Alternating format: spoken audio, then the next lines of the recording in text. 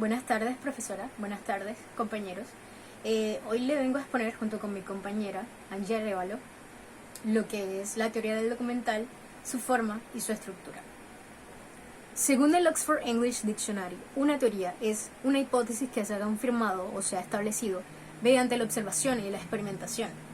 Es curioso que los teóricos de cine sean en su mayoría lingüistas, filósofos, antropólogos, sociólogos e incluso psicólogos, pero nunca son cineastas. Esto porque su trabajo con el documental está enfocado no en analizar una película de buena a mala o de mejor a peor, sino de establecer o identificar las estructuras y los significados de las películas que ya existen.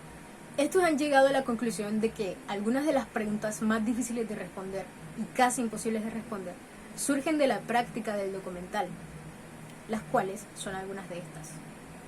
¿A qué hemos llamado a lo largo de la historia y seguimos llamando verdadero documental? ¿Qué función debe desempeñar el documental? ¿Los fines justifican los medios que emplea el documental? ¿En qué casos puede el cineasta representar fielmente a otra persona o grupo? Por supuesto, no es fácil responder a estas preguntas. La mayor parte de las películas no ficcionales se las han hecho quienes tienen algún tipo de poder y buscan instruir o pacificar con este poder. Y quienes no lo tienen, buscan hacerse con él.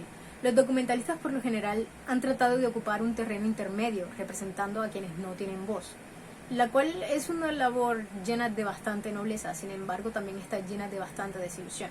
No es suficiente con creer que estamos en lo cierto y que estamos obrando bien y que estamos haciendo lo correcto y que realmente nos estamos comportando de modo de que nuestro documental va a ayudar a las personas que queremos ayudar con el documental. Es importante examinar nuestros motivos y nuestras acciones y saber interiormente si realmente ayudar a estas personas es lo que estamos buscando.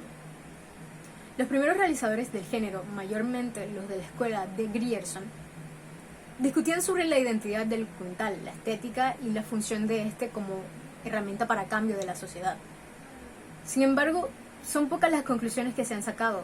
El documental es un campo minado de posibilidades. Es difícil tratar de definirle con una norma o rúbrica estricta, cuando el género en sí tiene su propio ápice de libertad. Se han publicado muchos libros sobre lo que es el documental, sin embargo, la mayoría de estos solo se enfocan en una película en específico, en un director en específico, o en un tema o un periodo histórico en específico. Alan Rosenthal es uno de los cineastas más experimentados, contando con obras más valiosas como The New Documentary in Action de 1971, The Documentary Concerts de 1980 y New Challenge for Documentary de 1988. Todas estas ideas publicadas por la editorial University of California Press constituyen un soberbio compendio de experiencia y reflexión sobre el tema, incluyendo entrevistas, investigaciones y rigurosa investigación sobre lo que es el documental y para qué debe hacerse. El libro New Challenge for Documentary es el más estimulante.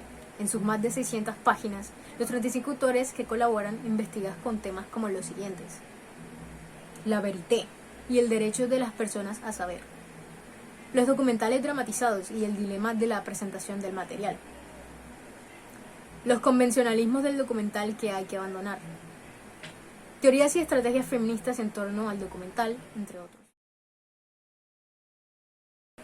Entre los autores que exponen sus teorías en este libro, tenemos a Brian Winston, quien argumenta que la evidencia del documental, hasta el momento presente defendida por la ilusión naturalista, que tan cuestionable resulta, corre grave riesgo en la actualidad, dado que la tecnología ejerce demasiado poder y control sobre las imágenes.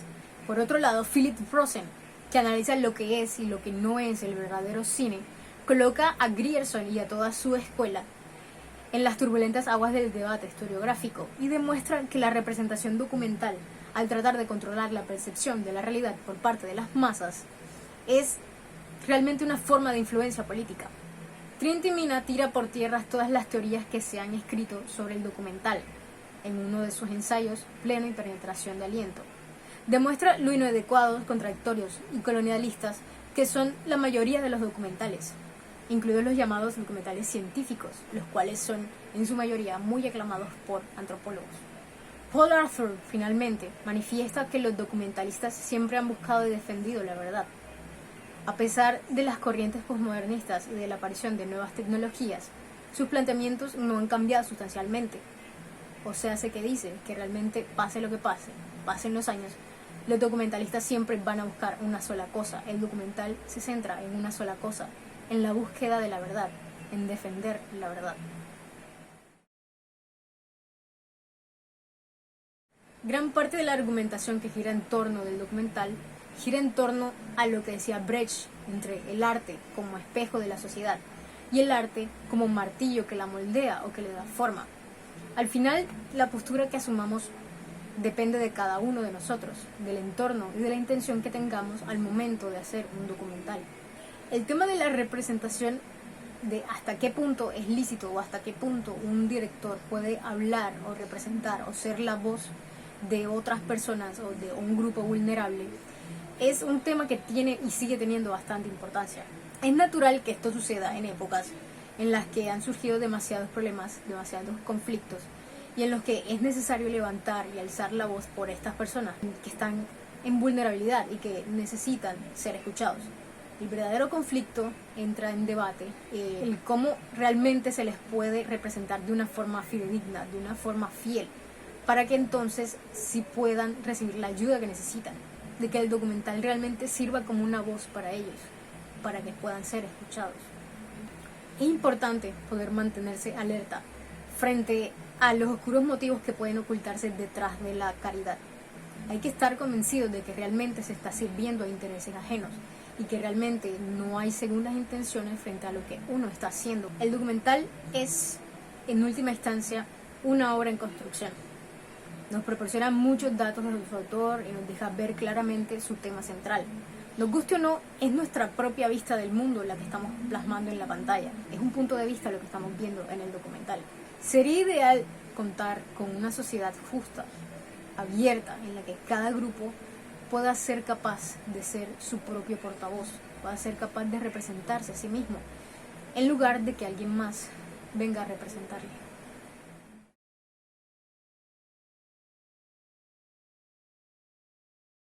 Buenas tardes, mi nombre es Añita Tatiana Arevalo y voy a exponerles el capítulo 28 del libro. Se llama Forma, Control e Identidad. ¿De qué trata? Analiza varios puntos, los cuales son: el control influye en la forma. ¿Qué quiere decir esto? Que a diferencia de los demás artistas, el documentalista no tiene el control directo sobre los actos que se ven en la película. Por el contrario, él tiene que buscar herramientas y trabajar con la información que va consiguiendo a medida que éste se va llevando a cabo. No puede intervenir en su narrativa, pero sí puede darle una estructura a esa narrativa por la cual seguir y mostrar de esta manera la realidad o el punto que quiere demostrar. Otro punto que analiza el autor son las películas de ficción y documental en cuanto al control que tiene el autor sobre esto. ¿Qué quiere decir? Que un documentalista no tiene la misma libertad que un director de ficción en cuanto a cómo va a querer que funcione su imagen en el cine. Mientras el director de ficción trabaja todo desde el guión, las tensiones y lo que quiere que sea llamativo y lo que quiere o no quiere que llegue al público, el documentalista no puede hacer ello. Tiene que guiarlo por esta estructura narrativa y su mensaje no tiene que ser tan explícito, no tiene que estar tan explícito en la narrativa, debido a que esto se puede prestar para que se vea falso y que nuestros personajes están actuando en vez de lo que está contando una historia real. Para que un documental sea verosímil según el actor, hay 3 factores con los que se puede lograr.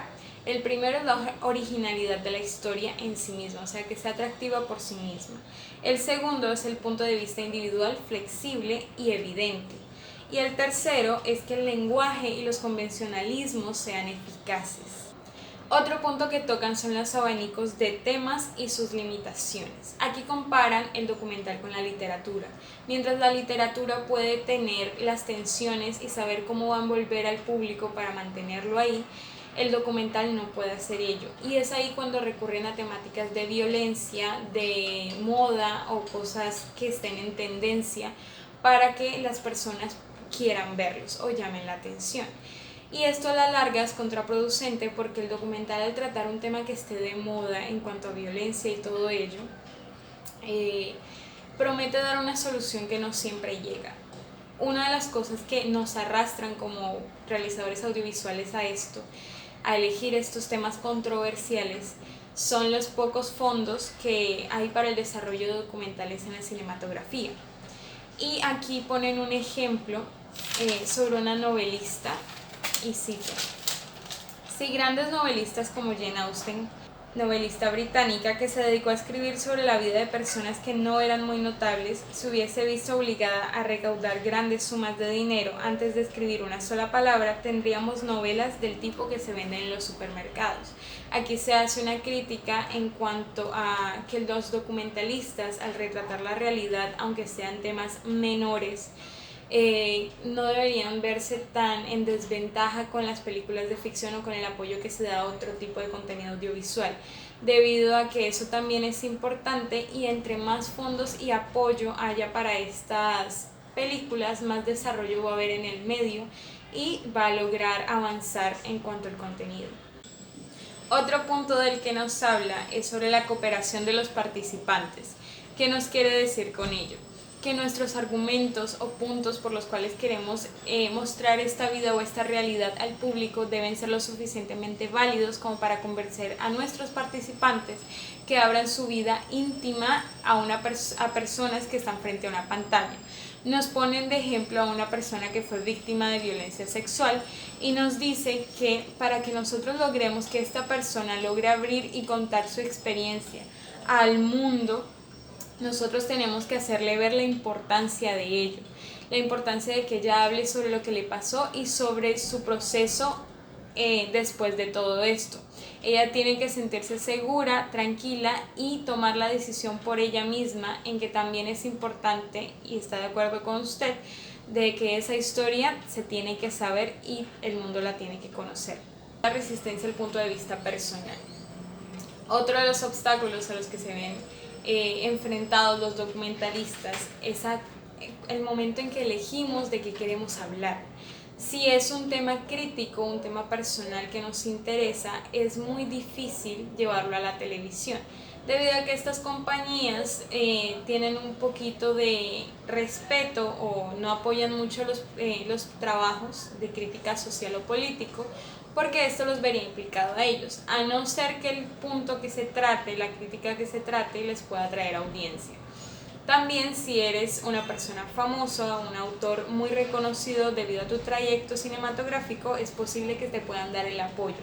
Pero si eres una persona sin ningún reconocimiento, no pueden apoyarte, porque eso sería aceptar o tener la carga moral de la crítica que se está sosteniendo. Y si este trabajo no trae audiencia y tampoco es de interés que la compañía se vea envuelta en esa controversia que puede desatarse ahí, la televisión no va a apoyar de ninguna manera. Ponen el ejemplo de si una persona famosa, un grupo famoso, tiene un documental, un seriado en televisión sin mucha profundidad o sin nada que decir en sí, la televisión la acepta porque esto le trae audiencia. Si eres una persona que no tiene ningún trayecto ni ningún reconocimiento y quieres presentar un trabajo profundo, bien hecho, con una crítica social evidente y con peso en su contenido, la única forma de que te acepten va a ser tener el reconocimiento de algo o de alguien para que puedan llamar la atención de audiencia y para que ellos no se hagan totalmente responsables de la crítica que se va a lanzar en ese canal. Otro tipo de resistencia también puede ser cultural, y nos pone un ejemplo sobre el autor Mark Wexler en su obra Me and My Watchmaker de 1996. Nos habla en que un festival, un europeo, de forma iracunda lanzó serias críticas sobre la película. Decía que este no estaba siendo objetivo y estaba retratando la realidad, sino que más bien hablaba sobre la relación entre el autor y el personaje.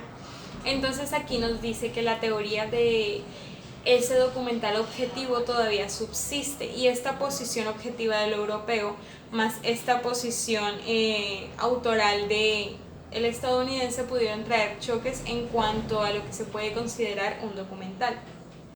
Con punto que es el lenguaje documental. Podemos decir que el documental es un género joven en una forma de hacer arte joven, y que por ende debe regirse a una norma narrativa que pueda atraer y mantener la audiencia. así como lo pudo reconocer Flaherty desde sus comienzos. Pero también está las personas que avanzaron con su propuesta purista en el cinema verité, y ambos pueden tener razón en la forma en que se debe contar un documental. Con la intención de no ser manipuladores, los marxistas en los años 60 y 70 decidieron no recortar totalmente todo el material que trabajaron, sino más bien dejar largas escenas para que se viera la realidad en sí. Pero esto no es necesariamente efectivo, al contrario. Puede ser un estilo interesante, pero eso no quiere decir que le dé coherencia a la historia. Y por el contrario, vamos a estar igual mostrando la realidad que nosotros percibimos y lo que queremos mostrar de esa verdad.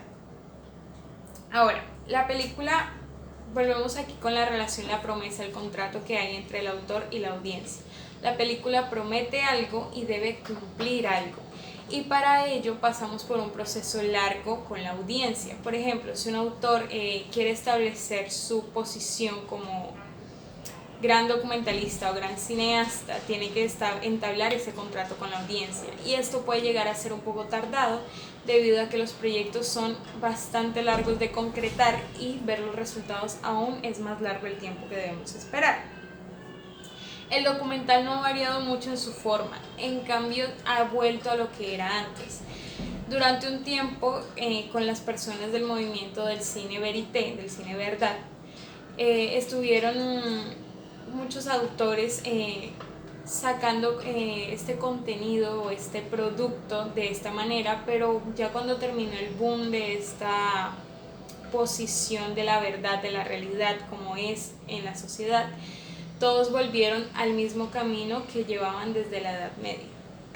Hasta este momento en la televisión empieza a ser aceptado también los documentales desde una forma crítica, teniendo como garantía el autor, que en ese momento no es garantía totalmente de nada, deben esperar los resultados con la audiencia, pero que sí contribuye al sector de documentalistas, porque abre puertas a que la televisión pueda tener en cuenta además historias para ser proyectadas en ella.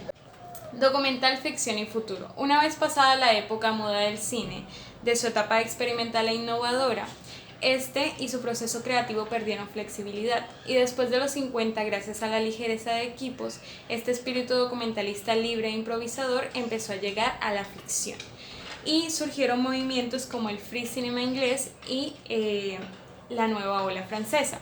En América estuvieron los pioneros Cassavetes y Altman, que han sido los pioneros en la cámara subjetiva y que se ha venido desarrollando hasta ahora, claro, que sin ninguna pretensión intelectual como se hacía en su momento.